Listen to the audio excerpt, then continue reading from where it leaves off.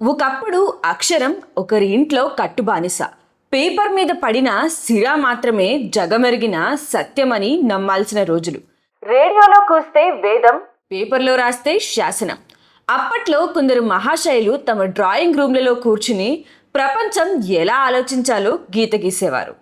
నందిని పంది అనాలా, పందిని నంది అని మొక్కాలా అన్నది వాళ్ళ కాఫీ కప్పుల మధ్య తేలిపోయేది. నలుపును తెలుపు అని రుద్దిన, ఇత్తడిని పుత్తడి అని అమ్మేసిన జనం జై అనాల్సిందే. ప్రశ్నించే గొంతుక లేదు, నిలదీసే ధైర్యం లేదు. వార్త అంటే వాళ్ళు చెప్పిందే, నిజం అంటే వాళ్ళు చూపించిందే. ఆ ఏకఛత్రాధిపత్యం తట్టుకోలేక సత్యం కోసం కొందరు సాహసించి పత్రికలు పెట్టారు. కానీ వ్యవస్థ వేసిన ఉచ్చులో చిక్కి మూతపడ్డారు. దాని తర్వాత మొదలైంది వ్యాపార దావానలం. వార్త ఒక సేవ కాకుండా అంగడిలో అమ్మే సరుకై కూర్చుంది. ఆపై అసలైన దగ మొదలైంది. పార్టీకో ఛానల్, లీడర్కో టీవీ, అరడజన్ మైకులు, డజన్ భజన బృందాలు.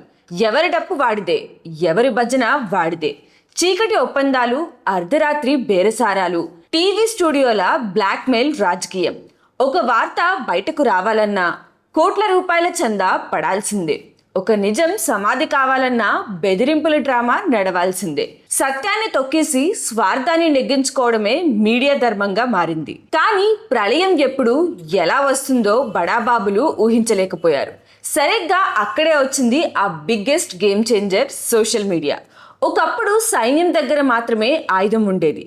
ఇప్పుడు ప్రతి సామాన్యుడి చేతికి ఒక డిజిటల్ ఆయుధం దక్కింది. స్మార్ట్ ఫోన్ పట్టిన ప్రతి ఒక్కడు ఒక జర్నలిస్ట్ అయ్యాడు.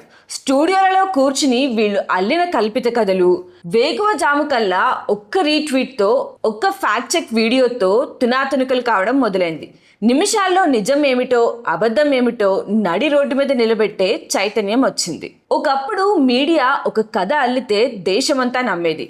ఇప్పుడు కథ అల్లితే చాలు, సెకండ్ల వ్యవధిలో స్ప్లిట్ స్క్రీన్ వేసి ఊచకొతకు వస్తున్నారు. మీమ్స్ రూపంలో చురుకలు, ట్రోల్స్ రూపంలో బ్రహ్మాస్త్రాలు.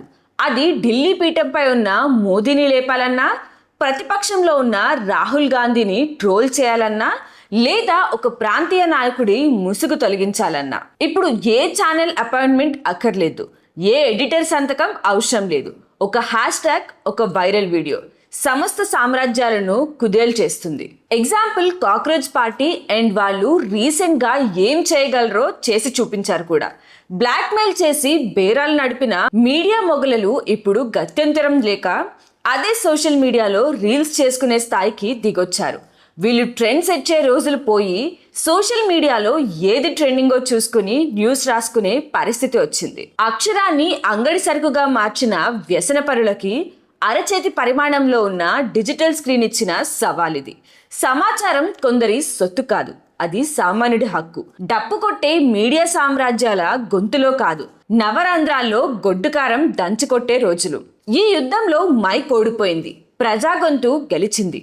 ఇకపై ఏ ప్రచారము శాశ్వతం కాదు, ఏ అబద్ధము సత్యం కాజాలదు. ఎందుకంటే నాటి మీడియాది ఏకపక్ష ప్రకటన, నేటి సోషల్ మీడియాది సమగ్ర ప్రశ్న.